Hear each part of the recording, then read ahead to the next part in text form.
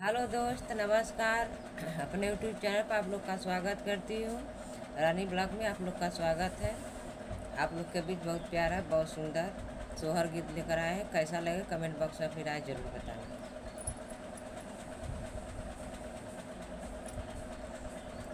बहिनी कहवा जनमल कन्हैया त कहवा गणेश अइयो। बहिनी कहवा जनमल निरामती नहु गरवा सोहर हो। बहिनी कहवा जनम कन्हैया त कहवा गणेश हो। बहिनी कहवा जनमल राम तीनहु गरवा सोहर हो।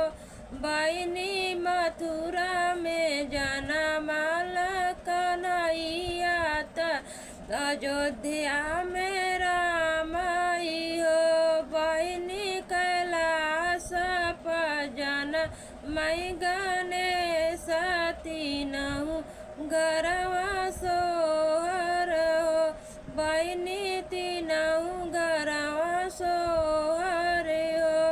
बहिनी के न लुटावे आन दान सोनावा के न लुटावे पुड़िया मिठाइया हो। बहिनी के न लुटावे भांग धतुरवा तीनहु घरवा सोहर हो। बहिनी के न लुटावे भांग धतुरवा तीनहु घरवा सोहर हो।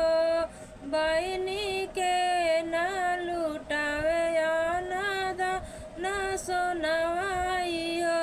बहिनी के न लुटावे पुड़िया मिठाइया हो।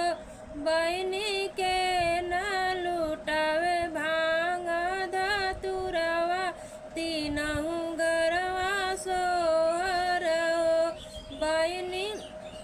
बहिनी दशरथ लुटावे आना दाना सोनवाय।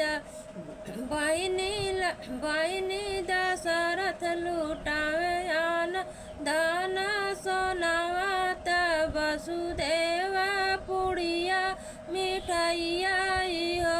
बहिनी भोला लुटावे भांग धतुरवा तीनहु गरवा सोहर तीनहु गरवा सोहर हो।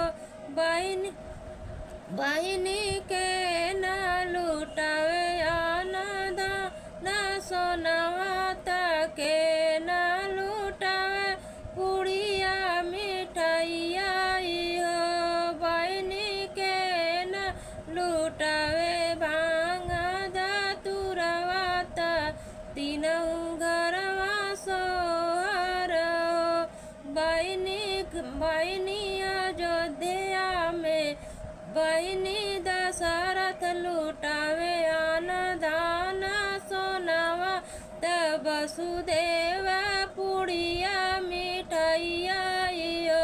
बहिनी कैलाश पर लुटावे भोला भांग धतुरवा तीनहु घरवा सोहर हो। बहिनी तीनहु घरवा सोहर हो। बहिनी कहवा जनमेले राम त कहवा कन्हैया हो। बहिनी कहवा जनमल गणेश तीनहु घरवा सोहर तीनहु घरवा सोहर हो। हेलो दोस्त, कैसा लगा मेरा सोहर गीत? आप लोग अपने कमेंट बॉक्स में ज़रूर बताइए। हमारे चैनल का प्यार दुलार आशीर्वाद ज़रूर बनाए रखिए। लाइक सब्सक्राइब करना मत भूलिए। हमारा अभी नया चैनल है। हमारे चैनल का नाम है रानी लोकगीत। हम बनारस से हैं, रानी यादव। चैनल तो हमारा मतलब रानी लोकगीत के नाम से चलता है, लेकिन हम बनारसी हैं, रानी यादव। आप लोग एक बार ज़रूर हमारे चैनल को अपना प्यार दुलार बनाए रखिए, क्योंकि अभी हमें कुछ ये तो मतलब पता नहीं है कि चैनल कैसे चलता है, क्या होता है क्या नहीं होता है। लेकिन आप लोग का देखकर हम चैनल खोले हैं, स्टार्ट किए हैं। अगर कोई भी गलती, कोई भी कुछ हो गाना में या कुछ भी में, तो आप लोग ज़रूर माफ़ करिएगा, सपोर्ट करिए हमारा, हमें भी आगे बढ़ाइए। हमारे चैनल पर जाइए। हमारा चैनल दो है, एक तो इंस्टाग्राम पर चलता है रानी राज के नाम से, और एक तो रानी लोकगीत है। लेकिन हम बनारसी हैं, रानी यादव। जैसे संध्या यादव है, वैसे हम भी रानी यादव हैं। आप लोग हमें सपोर्ट करिए, हमें भी आगे बढ़ाइए। आप लोग से हाथ जोड़कर विनती करती हूँ, हमारे चैनल पर जाइए, लाइक सब्सक्राइब अपना प्यार दुलार बरसाइए।